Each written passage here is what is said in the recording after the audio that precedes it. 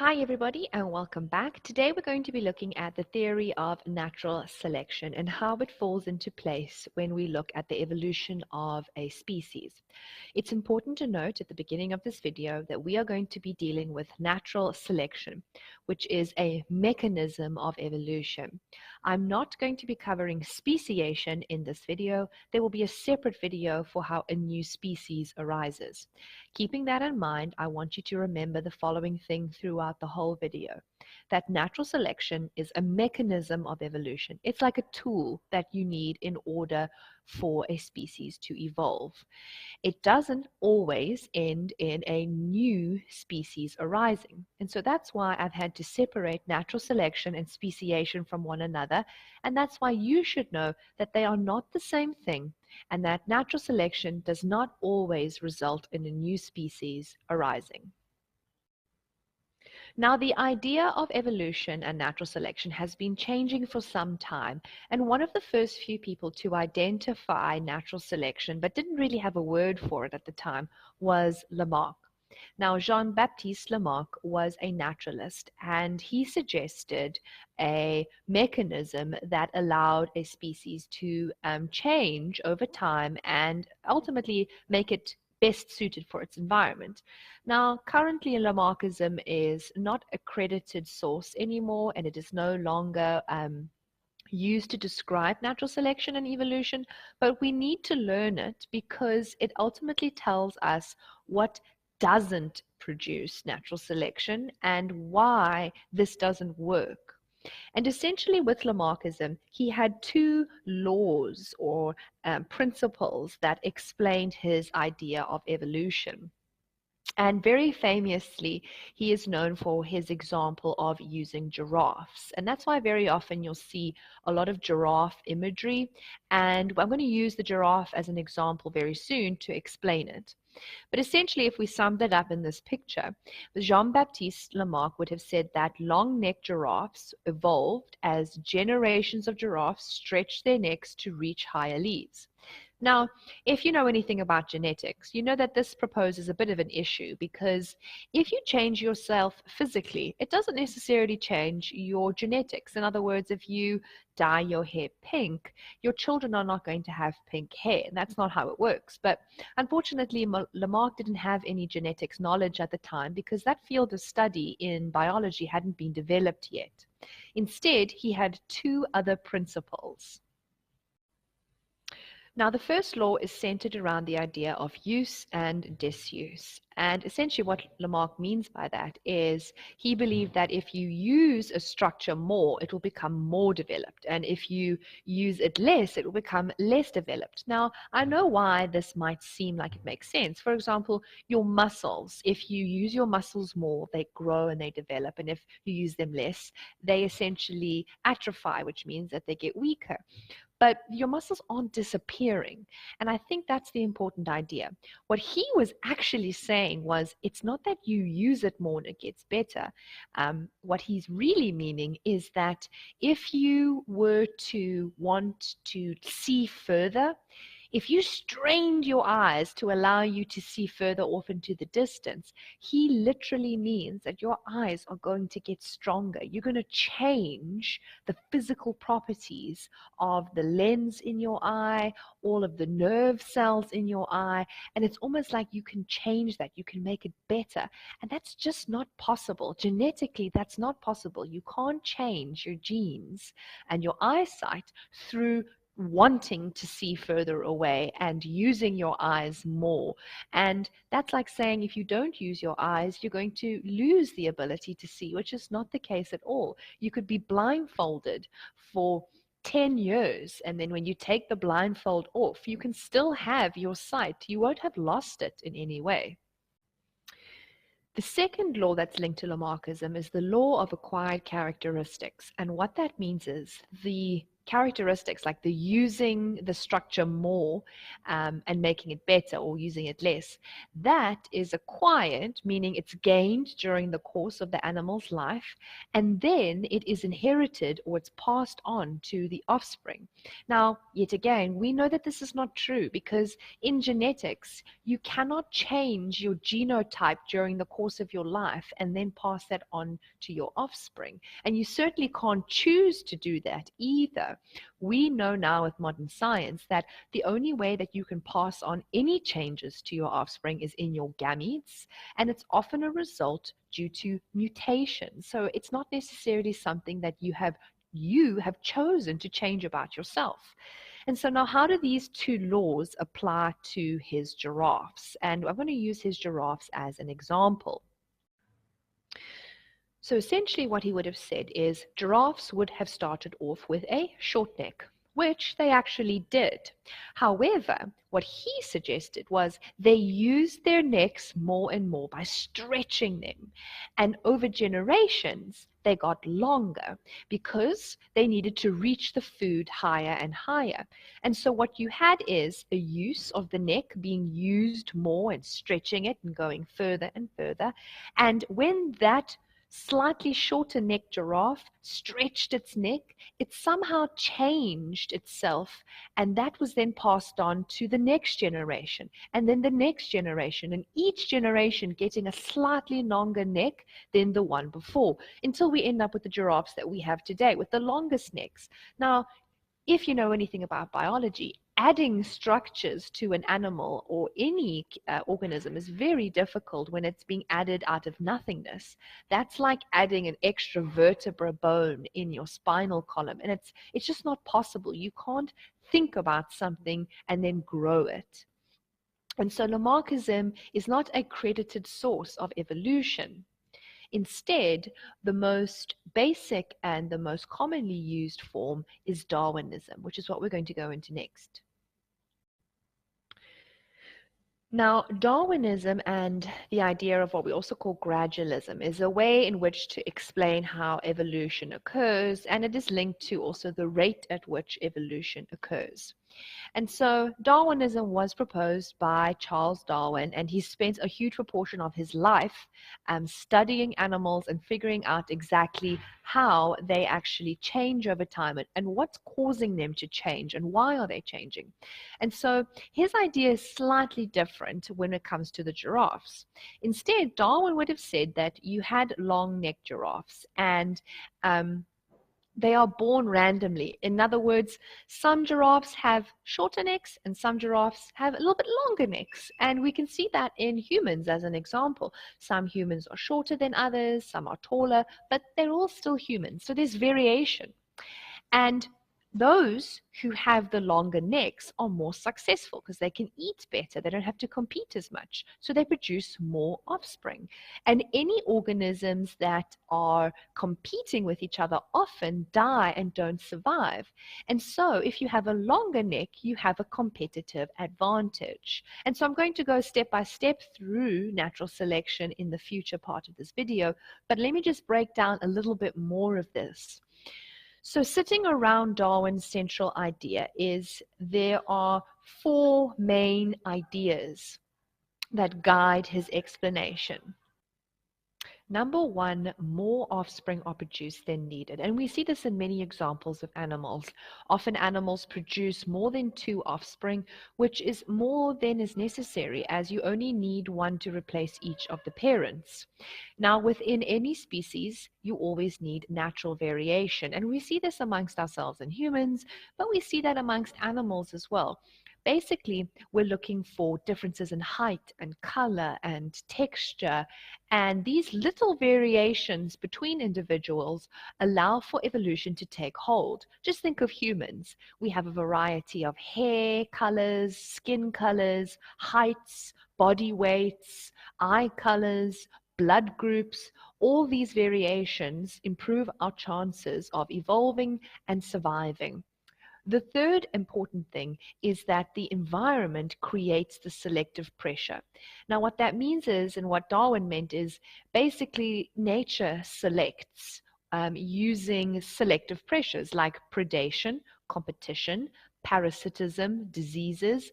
Essentially, there is competition between individuals within a population to survive. So they're either competing for mates, they're competing for shelter or food, and you might have a variation in your genes which makes you stronger and fitter. And that means that you are likely to resist the selective pressure and that you can be successful and that you can live. And lastly, and this is a very important one, and this was missing essentially from Lamarckism, is that the traits are inheritable. Now, Lamarck said that you acquire these inherited characteristics, but what he meant there is you've gained something in the course of your life, in your genetics, and you're giving it to your children. But Darwin is saying rather that these little variations, little changes must happen in the DNA. They can't happen in your physical body. They can't happen in your hair color. They can't happen if you, for example, lose an arm. It doesn't mean that your children will therefore lose their arm or be born without an arm. Darwin is saying that in order for there to be a change, it must happen in the DNA, it must be genetic, and it must affect the genotype, and that is then passed on to future offspring. So now what we're going to do is we're going to look at the step-by-step process of natural selection using an example. So now let's look at this deer mouse example, and let's pretend that we find this population of mice and they have a dark fur color, and currently they live in a forest, and the traits that they have allow them to survive. And so in this particular area, they're probably a dark brown color. They suit the surroundings, maybe the darker areas of the forest, and right now they have variation in their colors, and some might be a little darker than others, maybe some are a little bit lighter, but they're still all a brown color. Now, let's say, for example, some of these dark brown mice, they get relocated. Maybe they're washed onto an island far away from where they used to live in the forest, and now they're on a new environment with new challenges, but also new advantages. And unfortunately, this particular island that they now find themselves on has a lighter sand. And that means that in terms of their coloring that they have, they really stand out, and they're going to be fairly easy to spot to predators because they don't have anything camouflaging themselves. Now, what you have is the development of what we call favorable traits. And so at this point, when they were in the forest, they had a favorable trait that allowed them to survive. But now we've got these dark-colored mice on a light-colored sand. And so now this trait isn't so favorable anymore. It's becoming an unfavorable thing to have because it could lead to their possible death. Now, as I mentioned before with Darwin's ideas and his theories, he said that there is going to be genetic variation, which means that within this dark brown population of mice, there are going to be some who are lighter than others. And we can see that in humans as well. We can see it in dogs and cats. All their fur colors are not perfectly identical to one another. And that can be the case with our mice. Now, the light-colored mice are not necessarily a new species, and this is really important. This is not the production of a new species. Rather, it is simply a favorable trait that's being selected for. So let's say our mice are now reproducing with one another and a gene mutation occurs. Now that gene mutation results in this very, very light fur. And I want you to know that gene mutations are often random and they are not caused by the mouse wanting to be a different color. And so now what happens is we end up with more and more and more tan-colored mice. In other words, this lighter color. And now we have all this genetic variation. We've got dark-colored mice and light-colored mice. And essentially, they all exist in the same place, competing for the same resources and safety as well. And I think we can see where this is going, but essentially, if you are the lighter fur-colored mice, you are more likely to survive because you camouflage better, but the darker individuals don't. So now this links into these selective pressures, which we mentioned about Darwinism earlier on. And so because the sand was a lighter color, the tan-colored mice had a better chance of survival because they were able to blend into the sand. This means most of the dark mice died. Now, an example like we see here is of predation, and predators often determine a lot of evolution because those who have the unfavorable trait do not survive and they can't reproduce. So let's explain this a little bit clearly. Essentially, what you have is competition amongst organisms. Some have favorable traits, like being a tan light color, and some have unfavorable traits, who have a dark color. The ones that are tan and lighter are more likely to survive and reproduce, whereas those with the darker color are less likely to survive and therefore less likely to reproduce. Now remember, reproduction is very important for carrying on genetics. Now I'm going to pause there. I want to remind you that even if we removed a lot of these dark brown mice, we haven't lost the dark brown gene completely. Because if you know anything about genetics, you know about recessive and dominant traits. And sometimes a trait can be hidden and it can be masked by a dominant trait. And so it's not necessarily true that we have lost every single dark brown mouse. It could just be that all the tan mice are carrying the gene for the darker hair color, but we don't actually see it. It's not being expressed. So now we see this playing out in our next picture here, where we see there's a change now in the gene pool.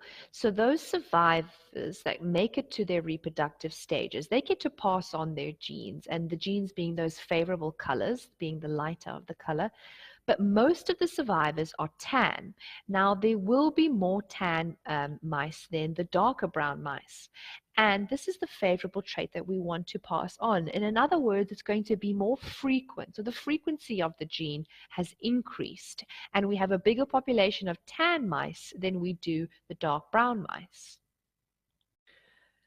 Now, it's important to note that at this point, we can stop and we can say natural selection has occurred, where a new trait has been selected that was favorable and it was passed on through the genetics and it's now within the population. So if I draw a line down the middle here, that is where natural selection can end. And essentially what it means is that you can still have dark and light brown mice. They're both the same species, and that's very important. I haven't made a new species. I've just selected a new favorable color, and they can all live still together. The next picture in our story is optional. And basically what I mean by that is sometimes if you allow this selective pressure to go on and on and on, and you keep removing all the dark brown mice over and over again, eventually all the mice will be tan in color within a few generations as they have adapted to the environment. And the reason for that is, as you slowly but surely interbreed all the mice with each other, eventually, if you keep removing the dark individuals, that gene for the dark fur will be lost.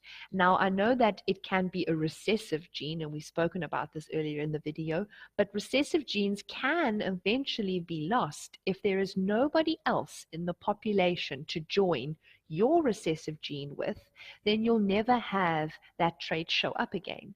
And so that's how you could actually end up with a whole population of tan-colored mice. Now, it's very important to note at this point, we have not produced a new species. All we have done is we have selected a new favorable trait or characteristic. Lastly, we need to look at artificial selection. Now, artificial selection has been happening for thousands of years, and humans have been the driving force behind it. And it's really important to note the difference in a very subtle description, and that is that when we speak about artificial selection, we are speaking about when humans select traits of animals and plants with desirable characteristics. Desirable is different to favorable. A favorable trait will allow you to survive. A desirable trait will make you more worthy of human use and benefit. And now humans have been doing this for millennia.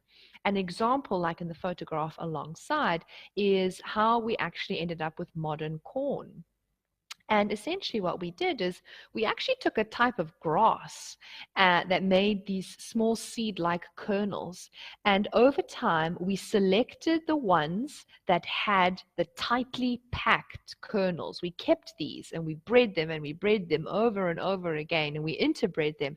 And over generations, we got more kernels and more kernels until we got the modern corn that we eat today. And we eat the female version of the modern corn.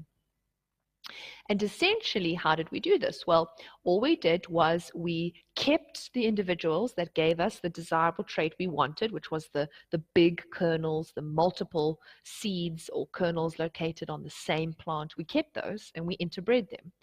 Any individuals who didn't produce these desirable traits, we got rid of them. We didn't allow them to reproduce. Now, that means that humans are playing the role of natural selector. We are the selective pressure. And it still follows the same idea that there is variation in the population. And instead of there being nature, it's humans selecting what we want to keep and what we want to get rid of. It's important to note that artificial selection doesn't improve the survivability of an organism. And so that means that sometimes humans have actually selected traits that would make an animal or a plant pretty unfavorable in their original environment. And we've actually sometimes made certain animals domesticated, and if they were ever released back into the wild, they would never really survive because they've lost all of their wild traits and characteristics that would have improved their survival. Another very famous example of artificial selection is dogs. And dogs are a perfect example of what humans have done with a species of animal. And what we did is we had some ancestral wolves. And wolves, for the most part, didn't like being around humans, but there were a few that seemed to like to settle around our campsites. It's wherever our nomadic ancestors would set up their homesteads for a short period of time. We noticed that these wolves like to hang around us. They were a little bit softer, a little bit more approachable, less aggressive. And over time, what we did was we kept the wolves that were nice to us, that didn't bite us, and we let them breed. And if any of the puppies that were produced were aggressive and would bite us or did not protect us or help us in any way, we never kept them. We essentially removed them from the population, and we only ever kept the nice, helpful animals. And that's eventually how we ended up with dogs. Now, dogs are an example of descent with modification, which I've mentioned before in other videos. But essentially, descent with modification is where you take a structure and you modify it over time. And Darwin was the originator of this idea. And so what we did is we took our ancestral wolves and we modified those wolves into all the dogs we see today. And you'll notice that there's a huge variety of dogs in different sizes and different shapes and colors. And basically what we did is we selected what was desirable. Some dogs are working dogs, some are hunting dogs, some are companion dogs. And what that means is they've been selectively bred or artificially selected in order to fulfill a need that the human wanted to be fulfilled. And we've modified them. We've made them shorter legged, tall legged, long fur, short fur. We have created spotty versions or plain colors, like solid colors. All of these things have actually come out of the wolf genome or all of the wolf's genes. And that means that all of these variations humans have found, and we have bred within our dogs, and we have made them more frequent within the population. So to sum up our whole lesson, let's do the terminology recap. So we looked at Lamarckism. Remember, Lamarckism was the first idea that tried to explain evolution, and Lamarck used the idea of use and disuse. You use the structure more and it gets better, or you use it less and then it disappears. And because that happens during the course of your life, that will be an inherited, acquired characteristic. The key aspect here is on the word acquired, because it means you gained it during your lifetime or you lost it during your lifetime, and now your children will also have it, or maybe they won't have it. Now, Instead, we need to look more at Darwinism and natural selection. And Darwin said that there is variation in a population. Some animals are big, some animals are short, and that's a good thing because in nature you experience selective pressures, things like predation, parasitism, and disease. And so you need to resist that. Now, if we resist that, we can be successful and we can have what we call gene flow. Gene flow is essentially where organisms can mix their genetics together and everybody gets a chance and an opportunity to have a favorable trait within their genome. Now, when we speak about favorable and unfavorable traits, it always comes back to surviving. If you have the favorable trait, you survive. The unfavorable trait, you die, and then you don't get the opportunity to pass on that unfavorable trait, which is key because that's what nature's trying to do. It's trying to separate the favorable individuals and keep them alive, and the unfavorable, they die before they get the chance to reproduce. And so that whole thing culminates in what we call natural selection. And natural selection is the selective mechanism that leads to a trait being favorable, depending on the environment that we find it in. And we also looked at artificial selection. Artificial selection is when humans choose a desirable trait in an organism and we multiply it, we make it bigger, we make it more frequent. And in doing so, we can make plants suit our needs, we can make animals suit our needs, cows can make more milk, vegetables can grow bigger, they can be more juicy, and they can taste better. And we can do all of that artificially. And it doesn't necessarily need to be in a lab either. And lastly, and this is something that is more implicit in the whole lesson, but natural selection results in biodiversity. It means you get more diverse species, whereas artificial selection doesn't necessarily result in this. And why is it important to maintain biodiversity? Because the more biodiversity you have, the healthier the planet, the more variety and variation there is. And if there's more variation, there's more chance for evolution to take place.